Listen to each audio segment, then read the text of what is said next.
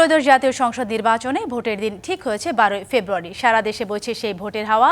এ নিয়ে কি ভাবছেন সাধারণ মানুষ থেকে শুরু করে আগামী জনপ্রতিনিধিরা, সে কথা জানাতে ডিবিসি নিউজের ইলেকশন এক্সপ্রেস ছুটে যাচ্ছে সব সংসদীয় আসনে। এখন আছে সংসদীয় আসন 237 মৌলভীবাজার 3-এ। স্বাগত জানাচ্ছি সিএসআরএম ডিবিসি ইলেকশন এক্সপ্রেসে। আমরা এখন রয়েছি মৌলভীবাজার 3 আসনে। আমার সাথে রয়েছেন খেলাফত মজলিসের প্রধান নির্বাচন সমন্বয়কারী মোহাম্মদ হারুনুর রশিদ। আপনাকে স্বাগত জানাচ্ছি। প্রথমে জানতে চাচ্ছি, একটা রাজনৈতিক জোটের ব্যাপার রয়েছে আপনাদের, সেক্ষেত্রে জামাতেরও প্রার্থী রয়েছেন। আপনারা কি মনে করছেন, আপনাদের কতটা আশাবাদী? ধন্যবাদ ডিবিসি ইলেকশন এক্সপ্রেস আমাকে সংযুক্ত করার জন্য। আমরা 11 দলীয় জোটের পক্ষ থেকে আমরা আশাবাদী। আমরা 90 ভাগ এখানে আমরা ইলেকশনের একটা দুর্গুড়ায় মানুষের কাছে গেছি, আশ্বাস পেয়েছি এবং আমাদের এখানে প্রার্থী প্রিন্সিপাল মৌলানা আহমদ বেলালকেই বেশি সম্ভাবনা, 90 ভাগ সম্ভাবনা রয়েছে। আমরা আশা করি উনি এই আসনটা পেয়ে যাবেন। আর আমাদের যে প্রার্থী উনি আজকে অনুপস্থিত থাকার কারণে আমি নির্বাচন পরিচালনা কমিটির প্রধান সমন্বয়ক থাকার কারণে আমি ওনার পক্ষ থেকে ব্রিফ দিচ্ছি। উনি যে কেন্দ্রতে একটা মিটিং আছে মজলিস শুরার, এই শুরার থাকার কারণে আমি ওনার কথা বলতেছি আর কি। আপনারা কি এখন আশা করছেন এই সভা এখন যেটি চলছে এর পরে কোনো সিদ্ধান্ত আসবে? জি ইনশাল্লাহ আজকেই বিকালকুর ভিতরেই আমাদের এই সিদ্ধান্ত চলে আসবে ইনশাল্লাহ। একটু জানতে চাইছি, ভোটের এখন পর্যন্ত আপনারা তো মানুষের দ্বারে দ্বারে ছুটে যাচ্ছেন, মানুষ কি বলছে, কি চাইছে মানুষ, কি ধরনের উন্নয়ন তাদের প্রত্যাশা?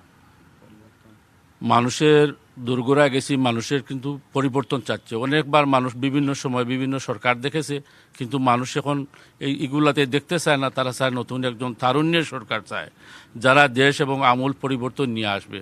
সেই কারণে জুলাই বিপ্লবের পর দেখছেন মানুষ ইসলামী সরকার চায়।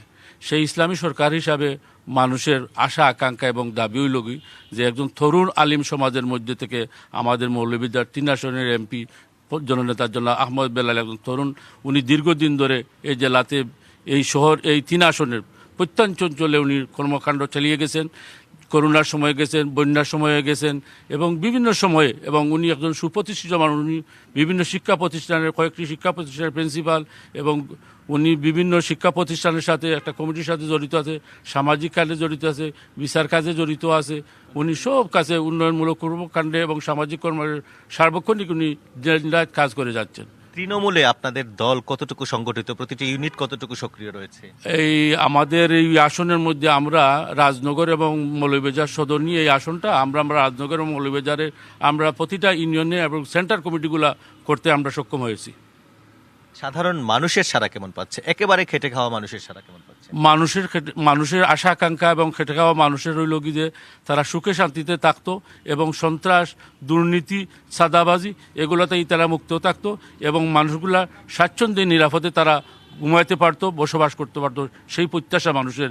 আমরা সেটাই ইসলামের আলোকে আমরা ন্যায় ইনসাফ ভিত্তিক সমাজ বিনির্মাণে আমরা কাজ করে যাচ্ছি এবং আমাদের প্রার্থী ইনশাল্লাহ বিজয় লাভ করবে এই আশা আকাঙ্ক্ষা। অনেক ধন্যবাদ আমাদের সাথে যুক্ত হওয়ার জন্য।